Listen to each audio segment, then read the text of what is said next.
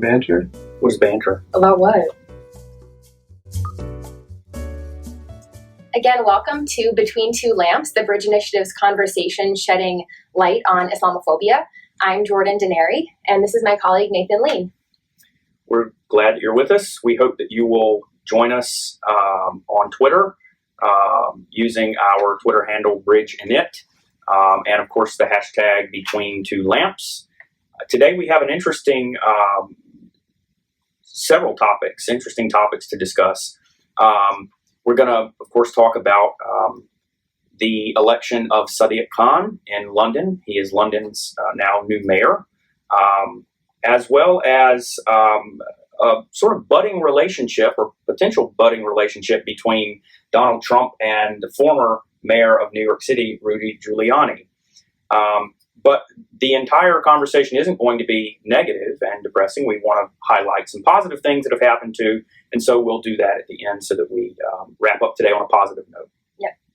So why don't you tell us a little bit about the election of Sadiq Khan in London? I think a lot of people have heard that he's the first Muslim mayor of a big European city, but maybe not much more than that. So why don't you give us the rundown? Sure. So Sadiq Khan was elected this week as the mayor of London. Pardon me. And so, of course, he's a practicing Muslim. His parents immigrated to London from Pakistan. His father was a bus driver. His mother was a seamstress.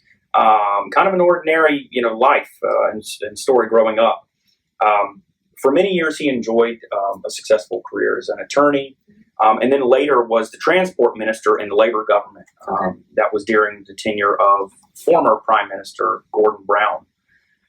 But when he began his campaign to become the mayor of London, he came under really sort of fierce attack from opponents that, of course, targeted his Muslim faith quite heavily, including the conservative opponent, Zach Goldsmith.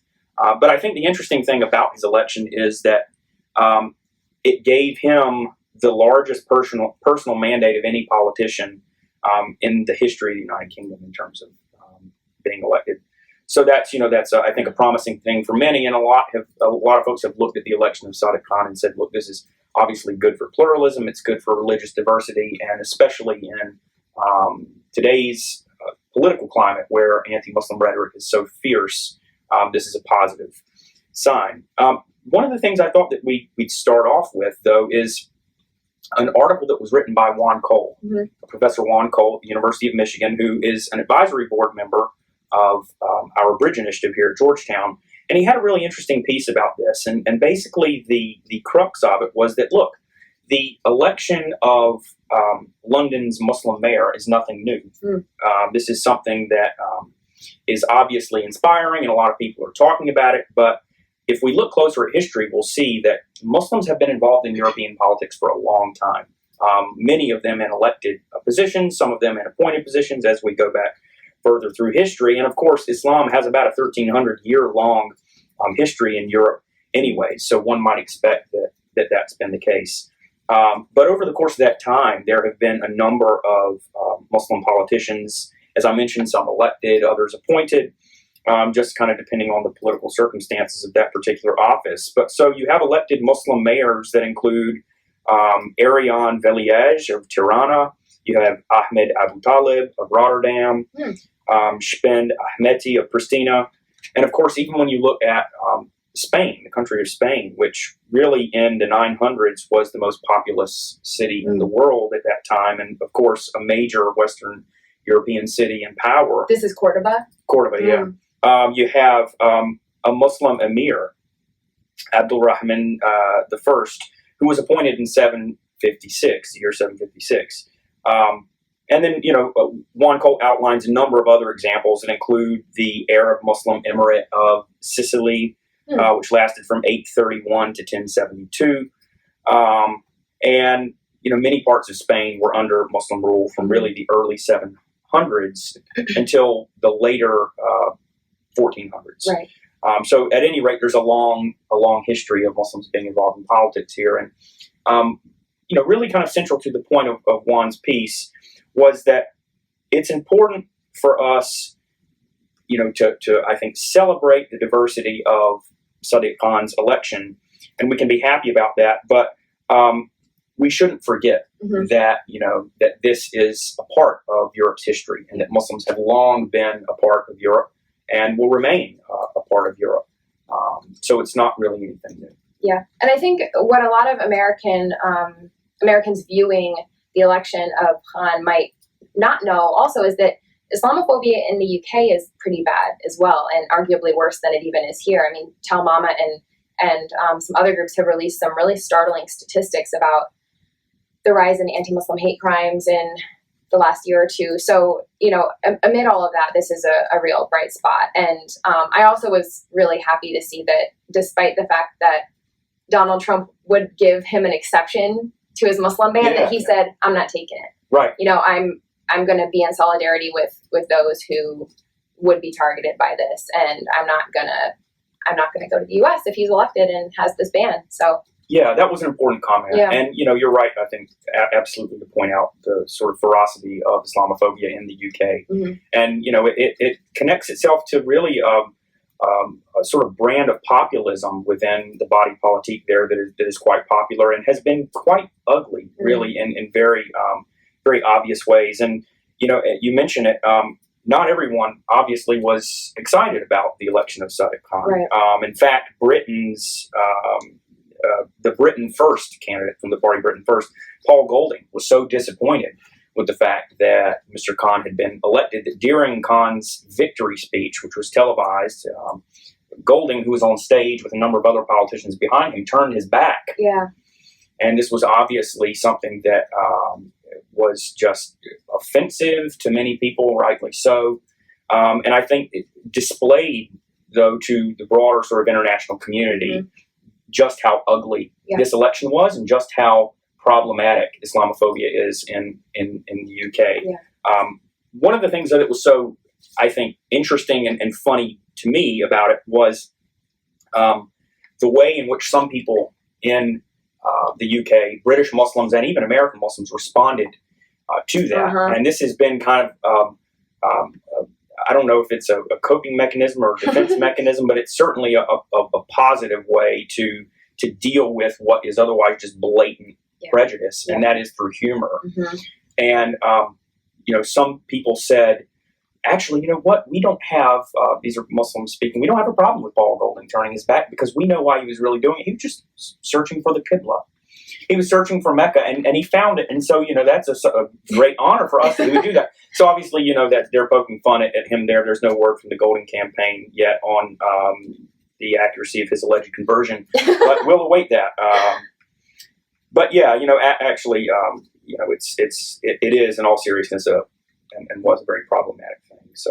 Yeah, and we've seen the community respond with humor in so many different on so many different occasions. I think of the response to Ted Cruz's plan to patrol Muslim neighborhoods, right. And so American Muslims or Muslims from around the world said, "This is what my neighborhood looks like. That's right. Do you see any problems here?" Right. I loved the Muslim community in Flint, Michigan. They said, "Hey, we're distributing clean water to our neighbors here. Yeah. What's wrong with that?" Yeah. So we've seen that happen in a lot of cases, and I think it's really effective and brings some lightheartedness into, as you said, an unfortunate situation. Yeah, it does. So in more serious, but also maybe even in laughable news too, we heard from Donald Trump this week, our favorite politician, Donald Trump, regarding his possible plans, nothing definitive yet, we should say, to form what he would call a commission on radical Islam. And not only that, but that in the event that this commission would be formed, the former mayor of New York City, Rudy Giuliani, would be someone who, in Trump's view, would be a good candidate to head it up. So let's talk about that for a minute. The first question that comes to my mind is, and I hope others would have this question too, what does Rudy Giuliani know about the supposed threat of so-called radical Islam? Because it seems to me that he really gains legitimacy from the fact that he was the mayor of New York City on 9/11, and that is what put him therefore in a position to comment with some authority on the supposed connections between Islam and violence, in this case, radicalism. Well, and I think this demonstrates what we've seen a lot in the media and in politics recently, where people who are actually not qualified to speak on particular topics, whether it be Islam, whether it be national security, are brought on as commentators or experts on major news networks. And that's not good for the public, because it leads to misinformation. And what it really is people like Rudy Giuliani. He's someone that people like, and I think that's in a lot of ways why he's bringing him on, not because he provides anything with substance, but the image is what he wants. Someone who will stand strong against the kinds of things that happened on 9/11. I just wish that he would bring in some people that do have some national security chops. There's plenty of people at different universities, whether they be here at Georgetown, whether they be at Duke or elsewhere. But also, I think problematize the notion that we need to look at radical Islam or that word itself, radical Islamic terrorism. Donald Trump has been really, I think, intentional in latching on to this part of the GOP discourse. I mean, it's something that Cruz and others said, the president will not utter the phrase radical Islamic terrorism. I mean, how many times have we heard that phrase in this election? But it doesn't really mean anything. And I think if Trump and others were to actually look at the data and the research that's been done, is that so-called radicalization, there's a lot of factors that play into that. And in many, many cases, religion is something that will pull a person away from violence or something. There was just a great piece that PRI published today about just that, someone who has sort of been seduced into extremist or violent ideas. And when he learned about Islam, sort of came away from that. And there was also a great piece in the New York Times this week about American Muslim sheikhs and imams who are using religion to, I guess, as they put, wage the war against ISIS. Right. We don't have to assume, and we shouldn't assume, that religion is the main source. And unfortunately, that's what Trump is advancing with something like a Muslim ban and with this potential commission. So yeah, absolutely, it's such an important point. I mean, it operates on this notion of the conveyor belt theory. That within mosques we can identify, within the broader Muslim community, we can identify an individual's sort of path from religious practice in one way or another towards extremism, that there's a sort of natural drift there. Sorry, go ahead. No, and we know that it's false. I mean, and the examples that you cite, I think, speak to that. And there are others. MI5 in the UK also released a study several years ago that pointed to that, and Pew and other major polling organizations have suggested that religiosity is not anything that's necessarily connected to views about extremism or that would lead one towards that path.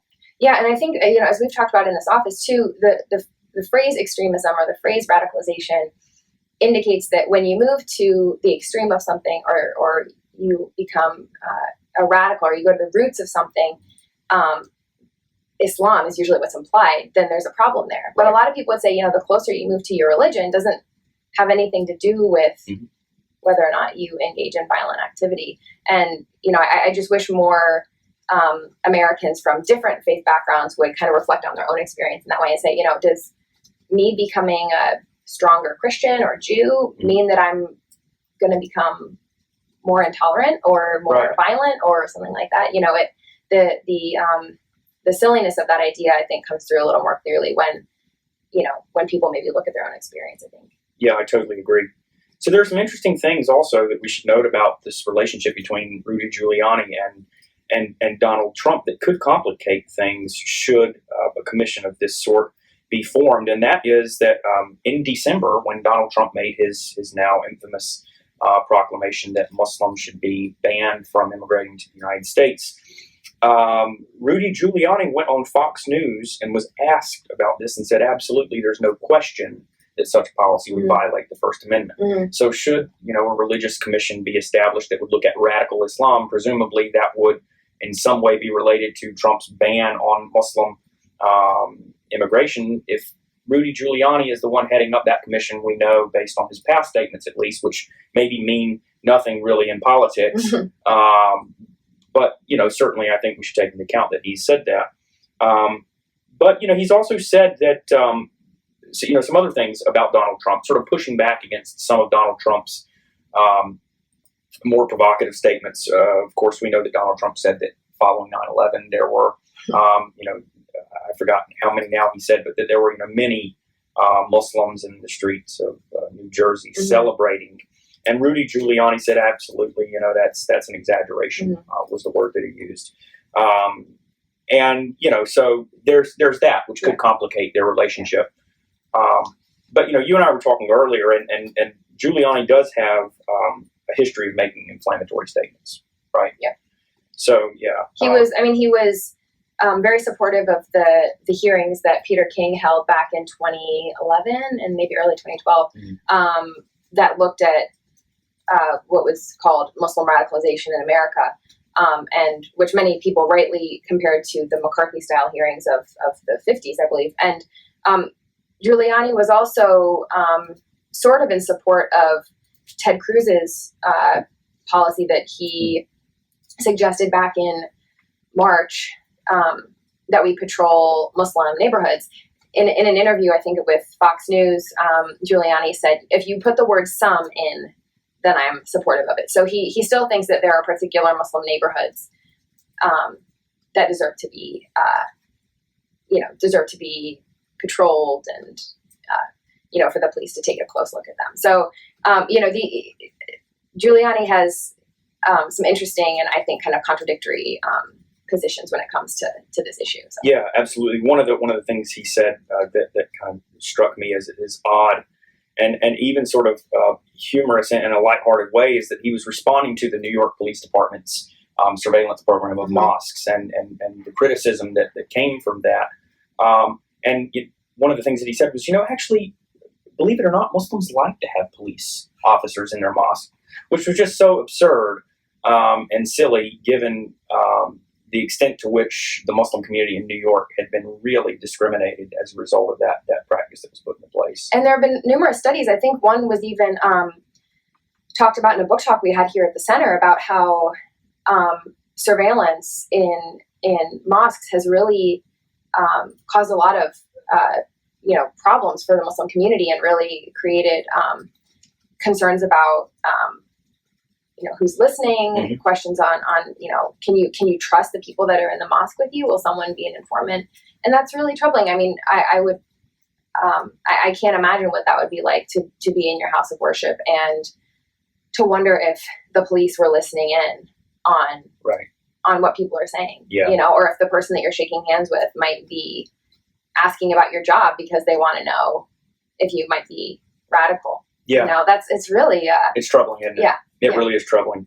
So we don't want to dominate the conversation today and the discussion with only the troubling and only the negative. So let's move now, because we're about halfway or a little more through our segment today, into the positives. Yep. And so one of the things that we published this week at the Bridge Initiative was a piece that discussed the rise of the word Islamophobia. So tell us a little bit about that.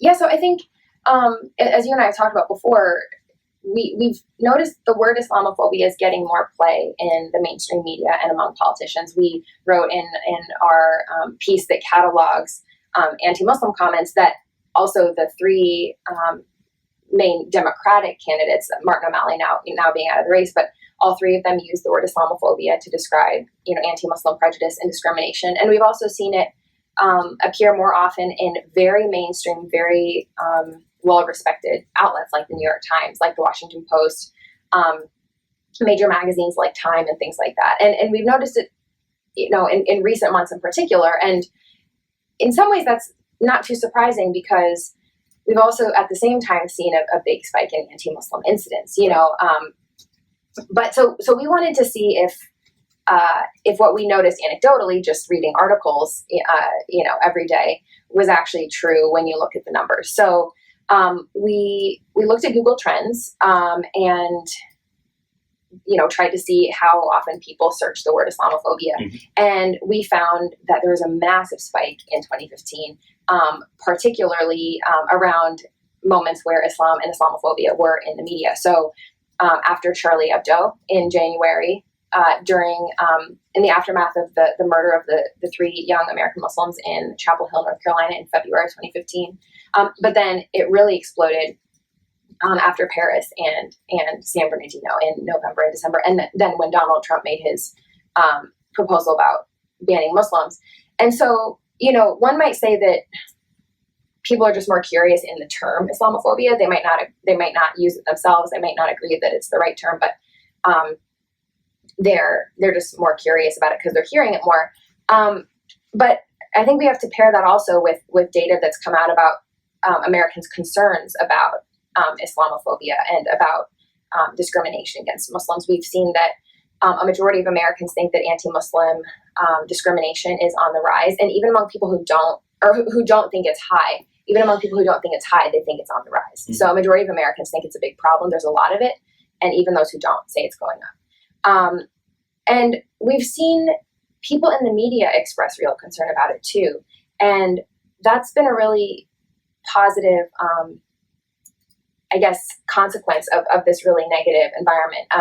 Chuck Todd is a wonderful example of a very well-respected journalist who has adopted the word and is using it to talk about prejudice and discrimination.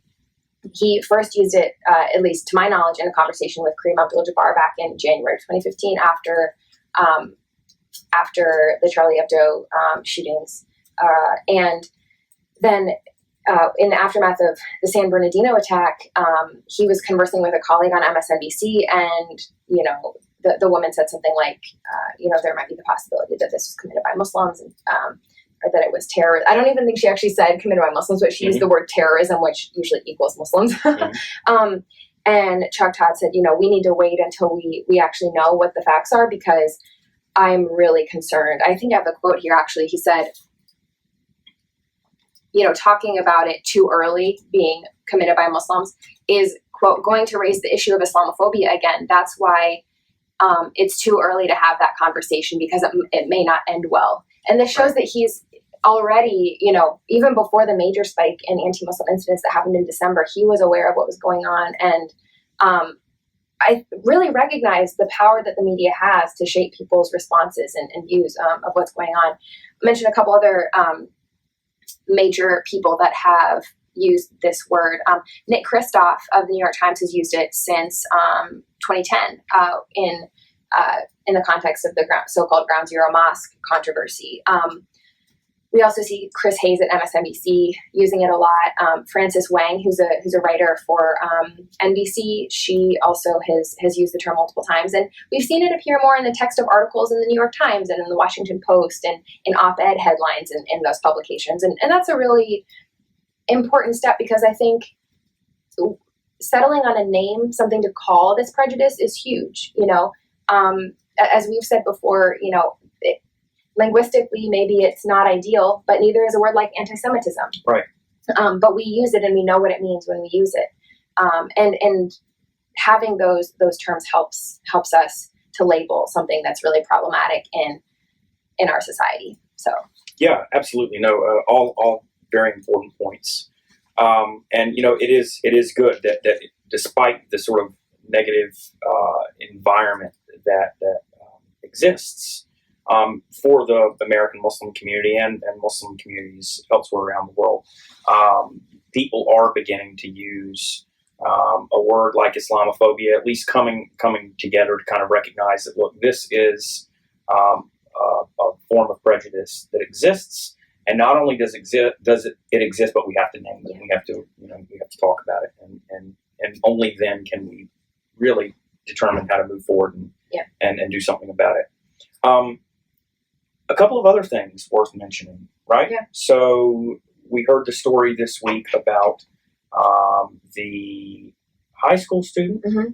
Yeah, Bayan Zahlif, who opened up her school yearbook to find that under her picture was the name Isis Phillips. Right. And that name might be the name of a real student, but the fact that the name Isis was placed under the photograph of a student who wears a headscarf was really troubling to her. And fortunately, the story has gotten a lot of media attention, even internationally. Right. So that's a positive thing that this story received so much attention.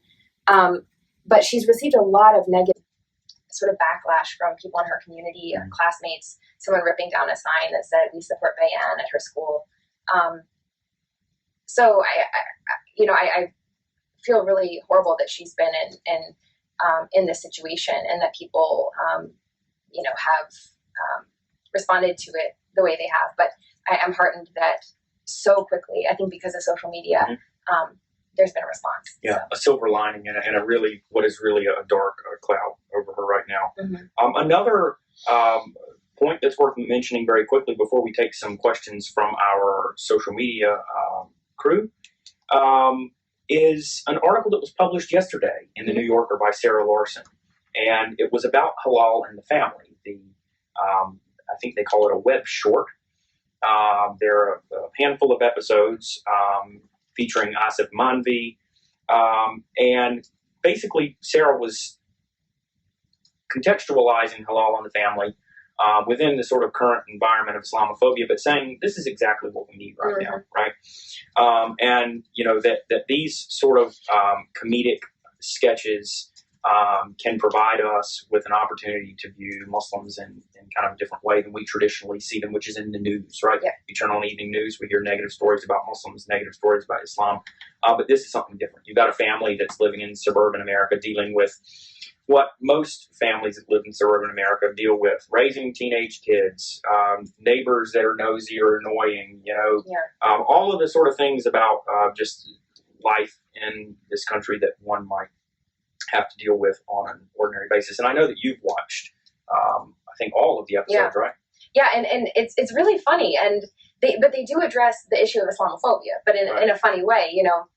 We were talking earlier about surveillance, and there's this great episode that tackles this issue where Asif Manvi's character is concerned that his neighbor is a secret spy, someone who is converted to Islam and to secretly spy on his family. Right. Then we find out that the neighbor is also concerned that Asif is a spy. And when they both realize how paranoid they are, it's just this great moment of laughter between them. And there's a lot of great ones. There's a really funny Halloween one where Asif unfortunately kind of contributes to stereotypes about Muslims, like we should decorate our house for the haunted house competition as a terrorist training camp, and the kids are like, no.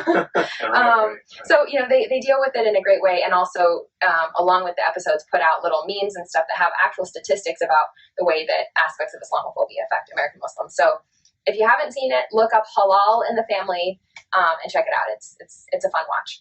Great. So I think it's time for us to take some questions from Twitter, and if we have any, that'd be great. We appreciate those of you who are watching and who have weighed in using our hashtag Between2Lamps. Do we have any questions from social media? So yesterday, Elizabeth Warren went at it with Donald Trump on Twitter and highlighted issues of xenophobia and sexism specifically. Do you have any comments about that?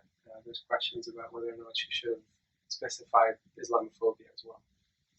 Yeah, so obviously this has been, over the past 24 hours, kind of a battle, more or less, between them. And she has said a number of really sort of direct things to Donald Trump that address many of the problematic statements and positions that he's taken directly. And, my view is not to wade too deeply into kind of the political waters here.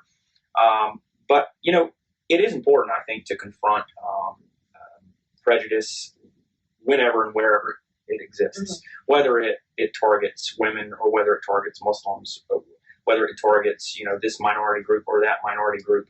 And so, my position is that standing up to that is important. I also feel like it would be important for Elizabeth Warren to use the word Islamophobia precisely for the reasons that we've just talked about, right? And, hopefully she will. I think addressing it as xenophobia might be a way for her to sort of umbrella all of the groups that Donald Trump has targeted and sort of apply one term that can kind of encapsulate all of them. Yeah.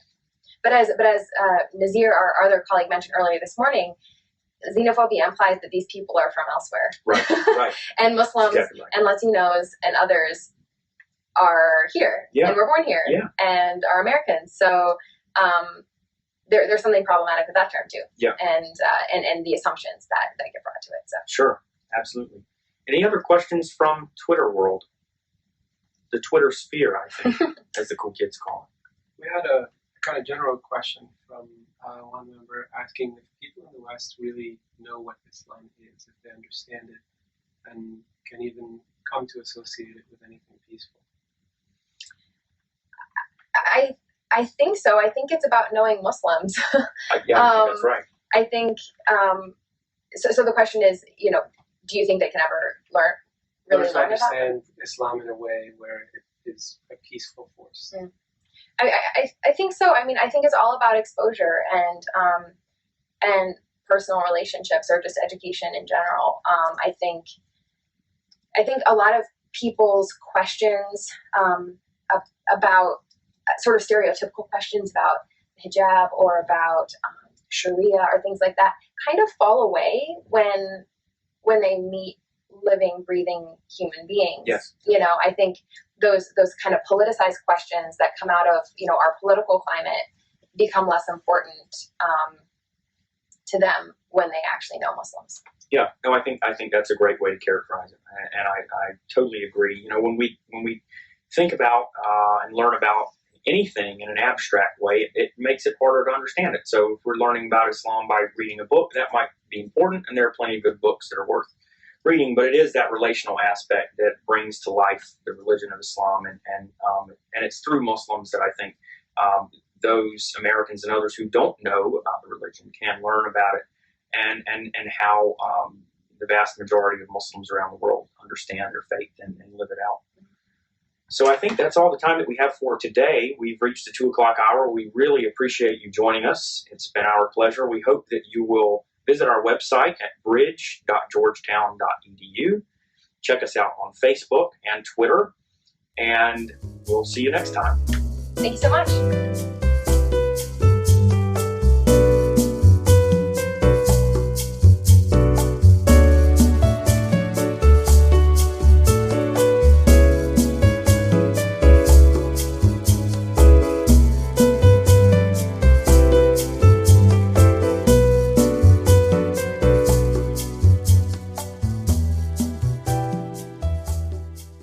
Chit chat. Okay. Can you do that? Out loud? Out loud, yeah. Like real chit chat, or just That's what he needs. Appropriate chit chat. not like how's the weather, but just like what do you think?